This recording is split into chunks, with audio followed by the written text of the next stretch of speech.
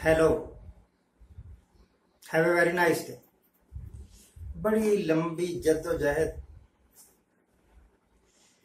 Election की 6 चरण हो चुके हैं और 7वां चरण 1 तारीख को होगा, 1 जून। बीच में 2 दिन रह गए, लास्ट एंड फाइनल। उसके बाद इलेक्शन का दूसरा फेज शुरू होगा, वोटों की गिनती। इस दौरान 1.5 महीने में 2 महीने में मैंने देखा, जितना भी झूठ बोला जा सकता था उतना बोल लिया गया, जितने भी जुमले कसे जा सकते थे वो कस लिए, बोल दिए। जितना भी ऊल जुलूल अंट शंट लेक्चर देना था दे चुके। अब कुछ बोलने के लिए नहीं रहा। लास्ट फेज है, आज लास्ट दिन है प्रचार का। कितना झूठ बोल लोगे और उस झूठ का कितना असर हो जाएगा? Now nothing will happen. अब कुछ नहीं होने वाला। लगभग शायद 55-56 एमपी की सीट्स रह गई हैं।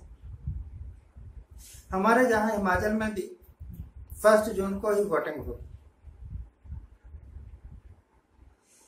Well, I kind of think अगर हेरा फेरी ना हुई होगी, हेरा फेरी। इलेक्शन कमीशन कहता है कि ईवीएम मशीनों में कोई हेरा फेरी नहीं हो सकती। ये फुल प्रूफ है। इस दुनिया में कोई भी चीज फुल प्रूफ नहीं है। कुछ ना कुछ कमी तो कहीं ना कहीं रह ही जाती है। और अब अगर हम मान लें कि 5% की प्रोबेबिलिटी है कि कुछ हेराफेरी हुई और 5% की प्रोबेबिलिटी है कि इलेक्शन फेयर एंड बिल्कुल सही तरीके से हुआ है, कोई हेराफेरी नहीं हुई है, तो 5 और 5 10% हो गए। यकीन मानिए अगर 2% का भी हेरफेर हो जाए तब भी इलेक्शन पलट सकते हैं। ये तो 10% है, ये तो 10% है। मोदी साहब का एक दोस्त था, आजकल नहीं उसकी बात करते। उसी तरीके से जिस तरह अग्निवीर की बात नहीं करते, जिस तरह नोटबंदी की बात नहीं करते, जिस तरह कोविड मिसमैनेजमेंट की बात नहीं करते, जो चीज बड़े जोर शोर से ये करते हैं ना, कुछ दिनों बाद उसको त्याग देते हैं। पता लग जाता है कि इसकी ड्रॉबैक्स लोगों को पता लग गई। जैसे कोविड वैक्सीन की ड्रॉबैक्स लोगों को पता लग गई कि ये जीवन बचाने के लिए कम और मौत देने के लिए ज्यादा जिम्मेवार है कोविड की वैक्सीन। इसी तरीके से 370 की बात भी नहीं आप करते। अब तो इन्होंने मंगलसूत्र की बात करना भी छोड़ दिया, अब भैंस की बात करना भी छोड़ दिया। अब तो इनके टीवी चैनल ये बता रहे हैं कि आज के बाद मोदी साहब कहां जाके तपस्या में लीन हो जाएंगे। चौकड़ी मार के, भगवे कपड़े पहन के, आंखें बंद करके, एकाग्रचित होके कहीं गुफा में बैठना या कहीं दूसरी जगह बैठना, यह कोई तपस्या नहीं है। अगर आपका मन भटक रहा है, बैठे हुए हैं समाधि लगा के, आंखें बंद करके, हाथ में माला लेके, और ध्यान में है कि यूपी की पता नहीं 50 सीटें आएंगी या पता नहीं 10 ही सीटें न रह जाए। दिमाग वोटों में उलझा हुआ है, शरीर समाधि में है। तो आप छोड़िए, कोई भी समझ सकता है कि ये कोई तपस्या नहीं है।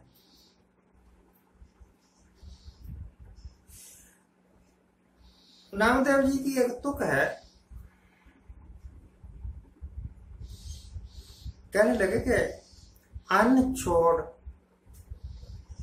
छोड़ दिया, त्याग दिया, रोटी नहीं खाई, करे पाखंड, व्रत रख रहे हैं, पाखंड सा कर रहे हैं, ना सुहागन ना और रंड।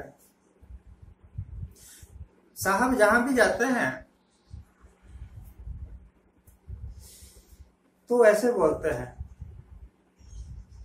असम वालों के साथ मेरा बड़ा गहरा रिश्ता है, पंजाब वालों के साथ मेरा बड़ा गहरा रिश्ता है, मुझे तो गंगा मैया ने बुलाया है।